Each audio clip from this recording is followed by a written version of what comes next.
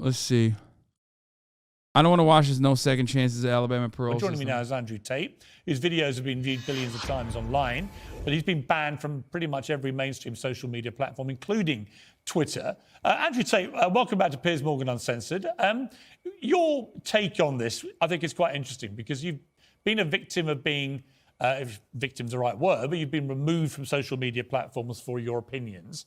Elon Musk has dedicated himself, he says, to restoring free speech.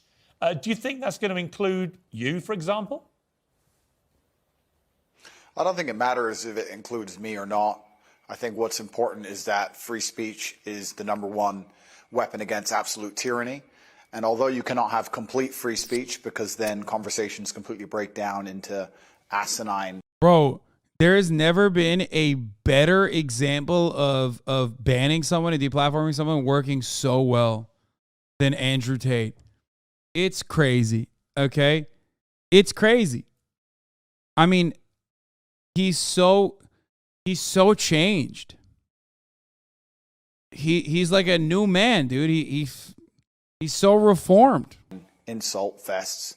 I do like the idea of the changing of the guard when it comes to control over information. Is it possible, Andrew Tate, to actually police something like Twitter, to be a platform for genuine free speech? Or is it so toxic and tribal now that whatever happens, you know, before we had all the people on the right screaming away that they were being no platformed and so on. Now you've got all the people on the left screaming that they're being diminished in some way. It's very tribal, very toxic. Can Musk cut through that? And if so, how? Yeah, it's going to be extremely difficult. There's always going to be one group of people who are extremely unhappy, but I think that anybody who's perspicacious enough to understand the truth of what's been going on in the world recently will know that the left... What the fuck? Perspicacious? What the fuck does that even mean, dude? What? And their narratives have certainly been protected for a very long time. And the universe has swings and balances, and God often restores balance to the universe, and perhaps it might swing the other way for a while. I truthfully am a person who believes that all points of view are extremely important, because as soon as you block points of view, you have absolute tyranny. And in a way, it's sort of self-defeating, isn't it? Because you carried on getting huge attention. It was interesting to me that when you came on the show, for example, we've had, I think, nearly 6 million people have viewed the whole interview that we did, which is a huge number of people, certainly far higher than watched it on conventional television. So you have a whole world out there online which operates... You can hear the feedback now. ...away from social media platforms. Yeah, I've been very, very successful in spite of them, but not many people can do that. I'm in a pretty unique position.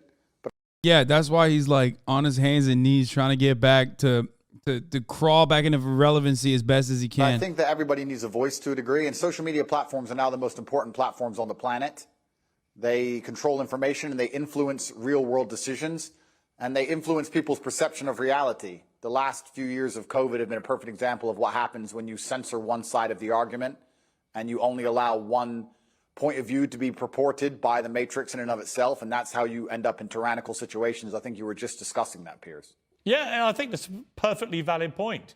You know, people have quite rightly held me to task over some of the positions I took during the COVID pandemic, notably when the scientists said as a definitive fact that you couldn't transmit the virus if you had the vaccine. It turned out that wasn't true. And I based my observations on that supposed fact and said, right, well, in that case, if you refuse to be vaccinated, you shouldn't get the same rights as people who've been vaccinated. If it's true that if you're unjabbed, you can pass it on. It turned out, actually, there's not much difference whether you've been vaccinated or not. And at that point, I changed my mind. But I felt that there were a lot of people who were being deplatformed from Twitter at the time for questioning the validity of scientific statements, and there would then be a complete U-turn. So I do think it was a very interesting period, actually, for testing what free speech means. It was actually worse than that. You're right, Piers, but it was actually worse than interesting, because what happens is when you censor an entire side of the argument and only allowed one side of the argument to have a voice, you are changing reality in real time. You are shaping the world. The only reason that scam continued as long as it did, and the only reason people didn't get to see their own parents get buried, and the only reason people sat and missed cancer appointments because they were scared of the common cold was because they were censoring anybody who said anything contrary to the purported version of events that the mainstream media decided they want the entire world to swallow. It's beyond simply interesting, and it's beyond simply funny or coincidental. Yeah, I mean, I will challenge you on one thing. It's not the common cold, right? Damn, they keep muting his ass, bro. COVID-19 has killed 6.6 million people. It is one of the most deadly viruses, certainly of our lifetime. So it wasn't the common cold, but I do think it is completely justified for people to say we should be more cautious, I think, about accepting during fast-moving pandemics the word of scientists as being sacrosanct, because on a number of things, from the use of masks to the efficacy of vaccines and prevention. My man said during a fucking pandemic that kills 6 million people, what we should be doing instead is, you know, more skeptical of scientists. That's awesome. Like, this is why even Piers is a fucking idiot, okay? Transmission, they did massive U-turns. I've read enough history books to know that the people who do the censoring are never the good guys. And they've been censoring a lot of arguments for a very long time in the name of good. They are weaponizing virtue, and it's always in the name of tyranny. Anybody who is out here trying to silence an entire side of an argument on any subject, whether it's COVID-19, immigration, anything else, they are the evil people who are out for absolute mind control of the populace. And they should be feared. I certainly agree. I certainly agree that I think the healthiest thing for any democracy is for all views to be aired and debated. We seem to have lost the ability to debate. You know, when I interviewed you, yeah, we had a few fractious moments, but actually, I thought it was a pretty spirited debate between people who perhaps had, you know, preconceived views of each other. And I've got no problem interviewing you now about these because I think you have an interesting take on this stuff. And that's the key to life. When you reach that level of adolescence in your mindset where you can't handle any point of view that is contrary to your own, then you're truly a broken person. And that's what the internet is purporting. It's very interesting you said about Twitter being tribal. There's a large contingent of people on Twitter who simply cannot handle reading an opinion which differs from their own. And that is a degree of immaturity that we do not need adults to be functioning with. Man, this is boring as fuck. Homie fell off big time. Okay. But also, he's trying to make a comeback real bad. And it seems like Jake Paul is gonna let it happen.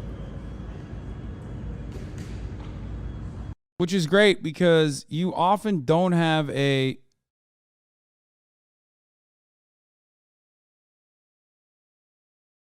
you don't often have an opportunity to have two dudes, two dickheads go toe to toe. Where you're like, I don't give a fuck who wins. You know what I mean? I have no dog in this fight. Like, I hope it ends up in a draw. You know what I mean? Where like they both knock each other out. Like, it's literally the best. It's the best of both worlds. Tate loses. Jake Paul looks good. Jake Paul loses. Tate looks good. Like, literally, they both lose is probably the best scenario. It's awesome. I genuinely don't care. Like, I don't.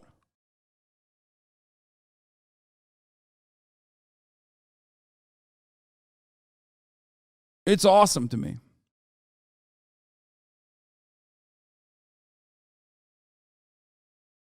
The fact that Tate didn't get his nipple tattooed shows his character.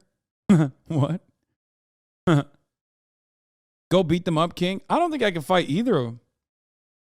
They are both... Jake Paul is a pretty fucking serious fighter. Especially now.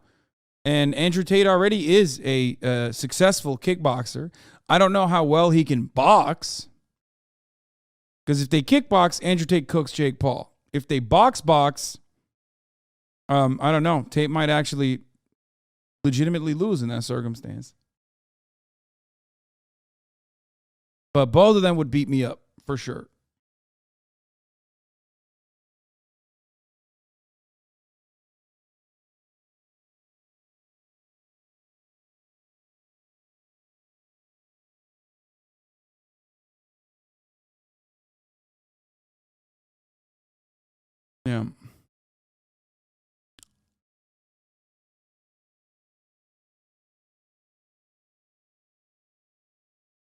Berlin Tinder is wild. There ain't no fucking way. What? How many people took photos of the Holocaust museum? What the fuck? Bro, that is craziness.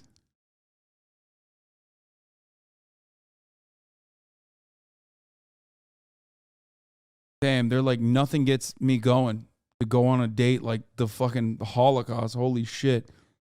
KSI responds to this. So guys, today Andrew Tate and Jake Paul faced off, which absolutely broke the internet. Loads of people posting this clip. It's not even the museum, sorry, the Holocaust Memorial.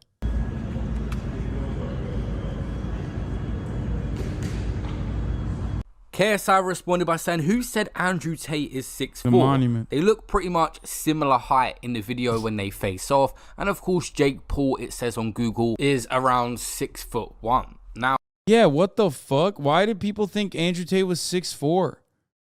They're literally like the same height. Jake Paul, it says on Google, is around 6'1". Now, everyone's going to want a piece of Tate. I'm not sure on who he's going to fight next. Just because he faced off with Jake Paul, this just could be a stunt to go viral. He could fight Logan. He could fight KSI. We don't know who his first influence.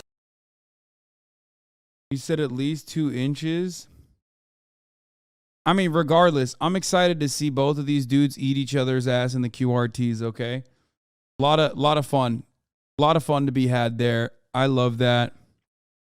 Okay, we're moving on from the fucking serious news shit, okay? I'm done.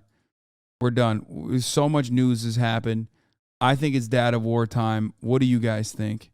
I don't want to watch Joe Rogan and Matt Walsh duke it out. I think it's dad of war time. We've done a